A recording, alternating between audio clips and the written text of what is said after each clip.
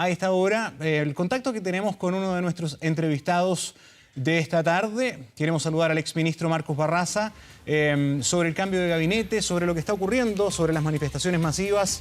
Marcos, gracias por acompañarnos. Buenas tardes. Hola, buenas tardes. Gracias por el contacto.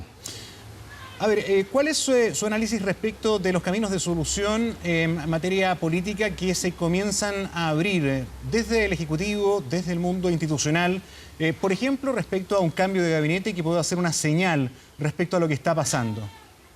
Yo lo primero que quiero destacar es que la movilización social masiva, activa, transversal y que convoca a diario a muchas personas en todo el país y en cada una de las regiones está lejos de crecer. Lo que acaba de hacerse el contacto, lo que estaba ocurriendo en esta marcha de Viña del Mar a Valparaíso, lo que ocurrió hoy día en el Parque O'Higgins y las movilizaciones en otras regiones, en comunas del país, los cabildos, dan cuenta que en general el pueblo de Chile dejó el letargo y asumió una posición activa de protesta social que está lejos de decrecer, indistintamente de que el estado de emergencia concluya y el toque de queda quede sin efecto. Y esto básicamente porque las demandas que existen son demandas que tienen un fundamento en la esfera política muy importante, un cuestionamiento de la calidad de la democracia, un fundamento en la esfera económica, la gente está cansada que se lucre con sus derechos, y por cierto también un fundamento en la esfera cultural. Hay discriminación de clase, hay discriminación por las escuelas que se asiste, hay discriminación hacia los pueblos originarios. Entonces, las demandas se están incrementando, se están complementando, están madurando en términos de la percepción de que lo que requiere Chile es un cambio constitucional y, por cierto, un nuevo modelo de desarrollo. Y las respuestas que está proporcionando el gobierno son respuestas absolutamente insuficientes, porque parten de la premisa de que un conjunto de medidas sociales de menor entidad pueden resolver un conflicto que es estructural a la sociedad chilena. Sí, Marcos, usted fue ministro, en esa medida, por su experiencia, ¿qué responsabilidad cree usted que han tenido los ministros que en este momento, como una de las medidas que se están tomando en materia política, tienen respecto a la crisis? ¿Qué responsabilidad ve usted que tienen ahí?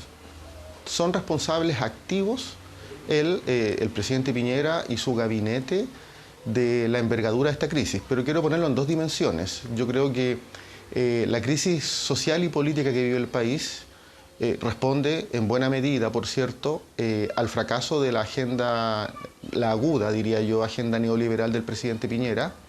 En el Parlamento se están legislando un conjunto de leyes todas atentatorias contra los derechos de las personas, del pueblo de Chile, pero también porque el modelo económico, en términos de las capacidades de respuesta, sin lugar a dudas, también fracasó. Entonces, la insatisfacción tiene que ver con la puesta en escena y la política que ha hecho este gobierno, pero también estructuralmente a la calidad y a la pertinencia que el modelo económico neoliberal tiene para Chile, que la gente lo percibe como estructuralmente el origen de sus carencias y dificultades. Ahora bien, si uno lo lleva a esto, al rol de los ministros, evidentemente que la ciudadanía identifica en el gabinete del presidente Piñera un gabinete que es, si se quiere, displicente con las necesidades del pueblo de Chile, pero además es un gabinete violento desde el punto de vista de la política neoliberal. ¿Marco? Digo displicente porque en la retina están, por ejemplo, cuando el ministro de Vivienda señaló que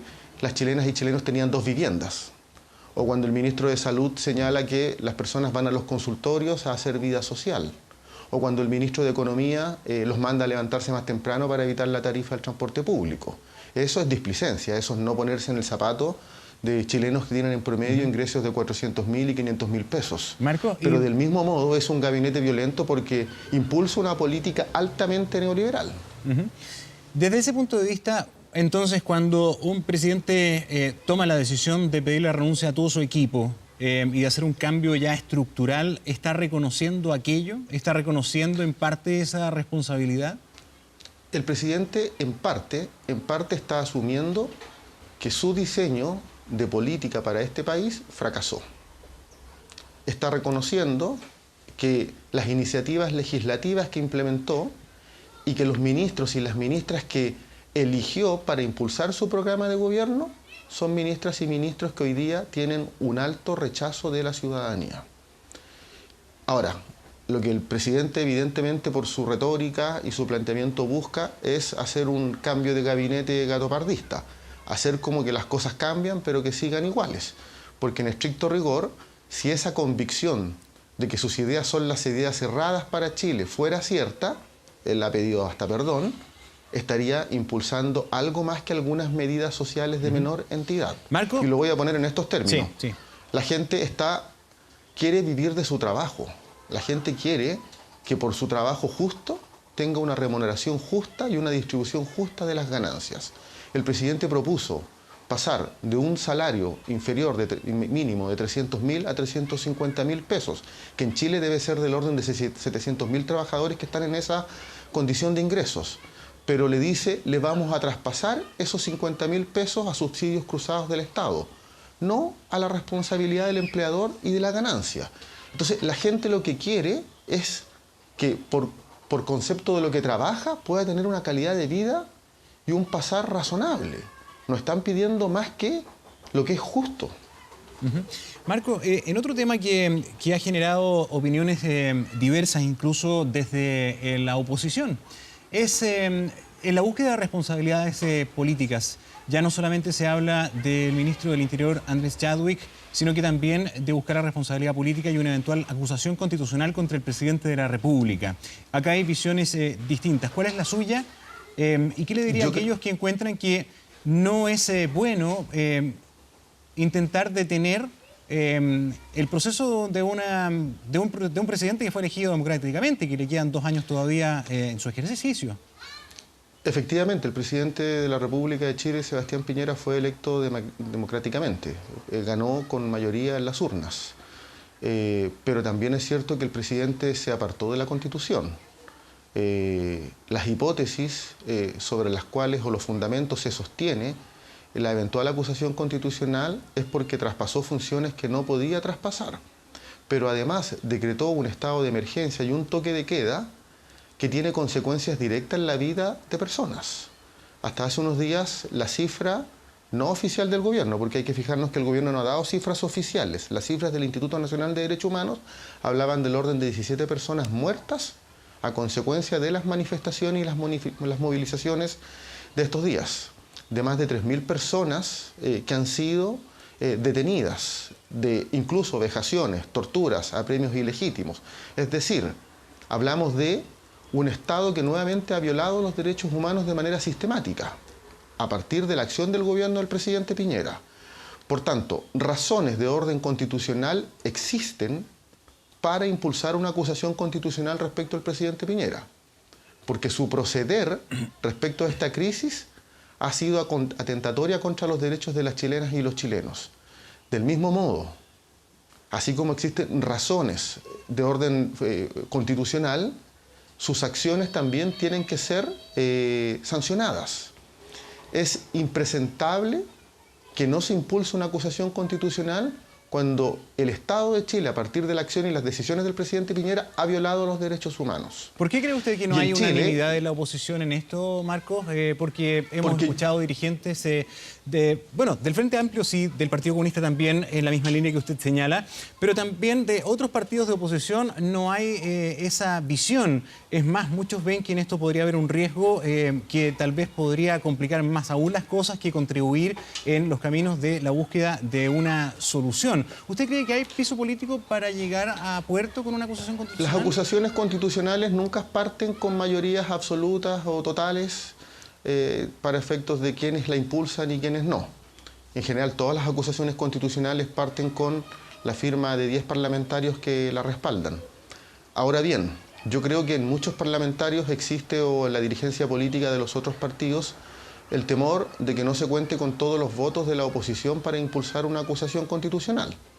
La pregunta es si es que ese cálculo de votos tiene que prevalecer por sobre una medida tan ética y demandada en términos del pueblo de Chile, y es que el presidente Piñera, su gabinete, su ministro del Interior, se hagan responsables de las violaciones a los derechos humanos que han ocurrido en nuestro país en estos días de toque de queda y estado de emergencia. Y yo creo que las razones de orden ético son más poderosas que el cálculo de votos. Y lo digo con la siguiente convicción: lo que la gente está demandando cuando cuestiona los parámetros culturales, económicos y políticos del actual modelo neoliberal en Chile, también está cuestionando la ética sobre la cual se sostiene la cuestión pública y la política en nuestro país. Y creo que impulsar la acusación constitucional ciertamente es restituirle dignidad a las exigencias y a las demandas del pueblo de Chile. Lo que no pudiese ocurrir es que estas violaciones a los derechos humanos, que son responsabilidad del presidente de la República, de su ministro del Interior y de su gabinete, quedaran impunes. Si quedan impunes, significa que en Chile, nuevamente, como ocurrió en la dictadura, se pueden violar los derechos humanos y los criminales de esas violaciones de derechos humanos queden sin castigo. Eso no puede ocurrir, porque eso es regresivo, es retrotraer la historia de Chile a 30 años, a 40 años atrás. Marco, es uno de los temas que más preocupación ha generado en la sociedad también.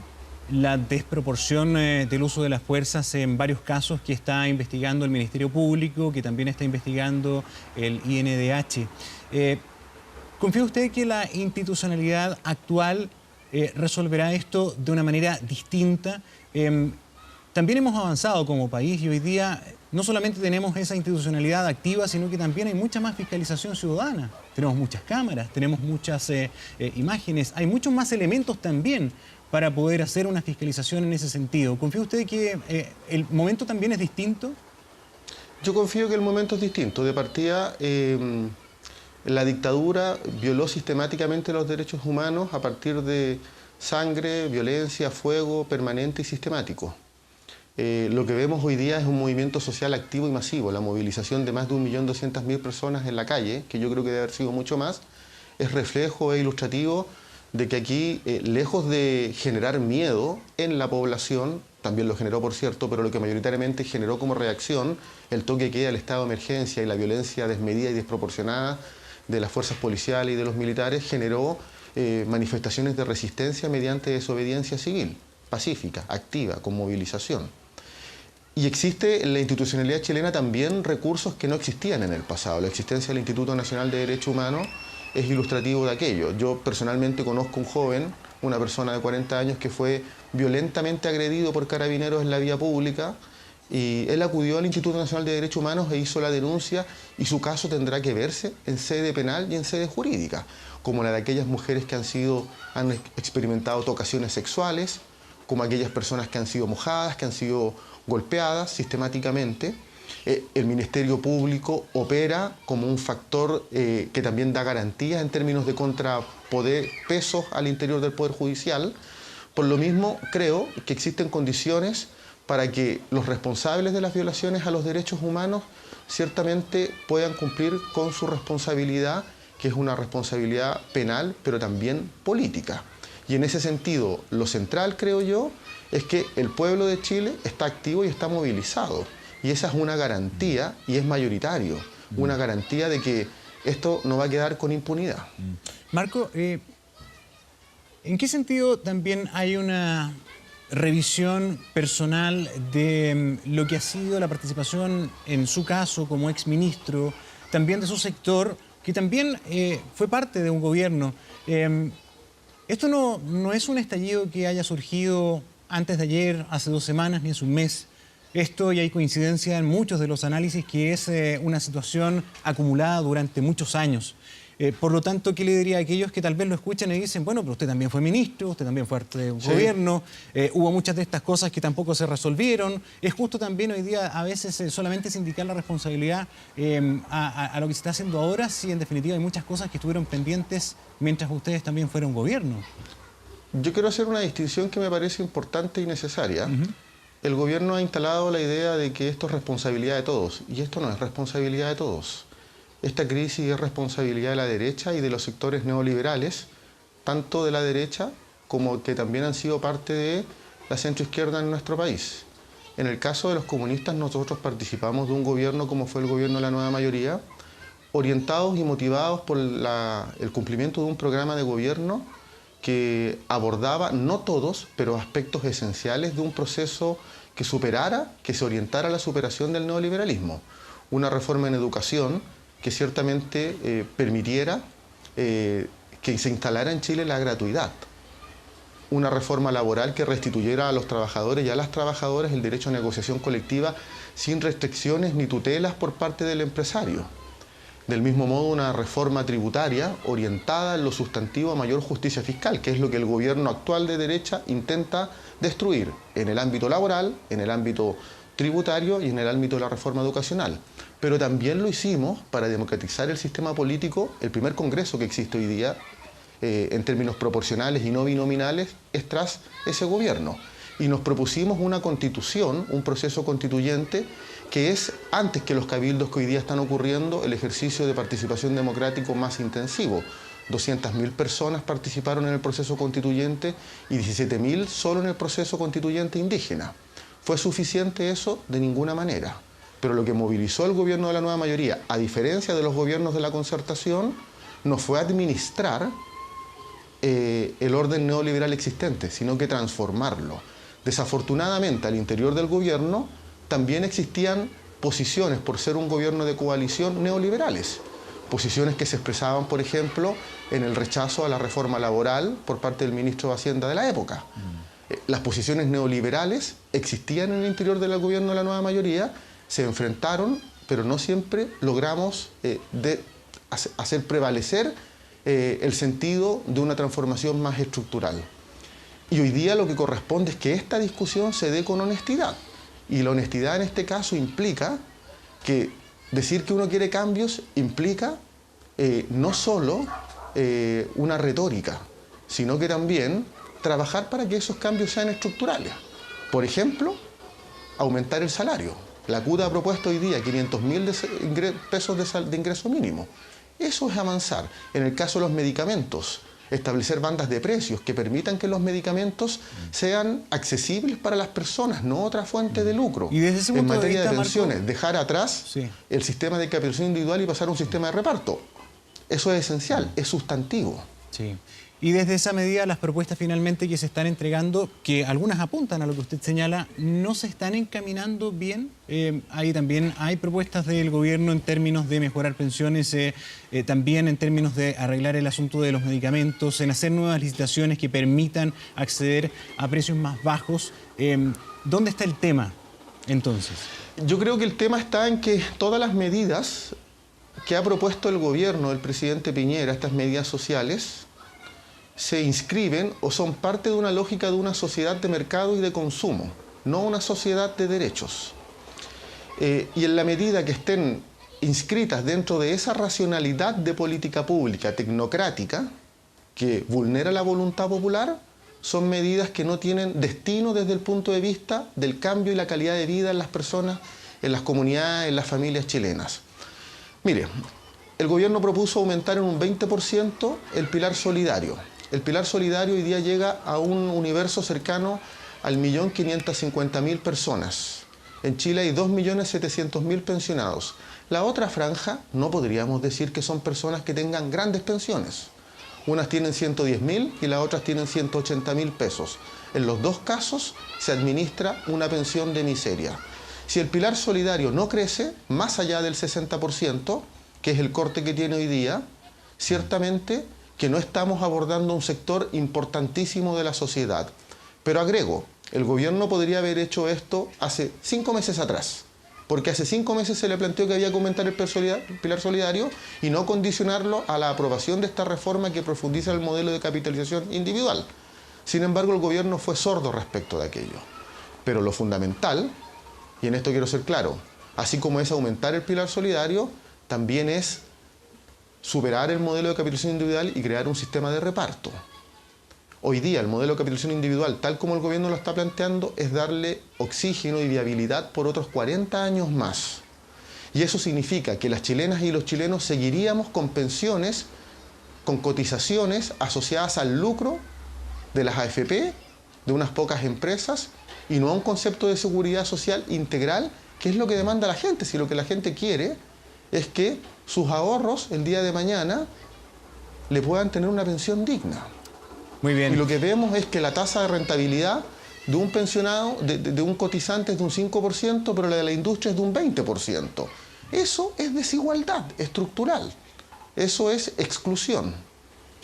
Marcos Barraza, exministro, gracias por acompañarnos esta tarde. Gracias a ustedes, que estén muy bien. Hasta luego.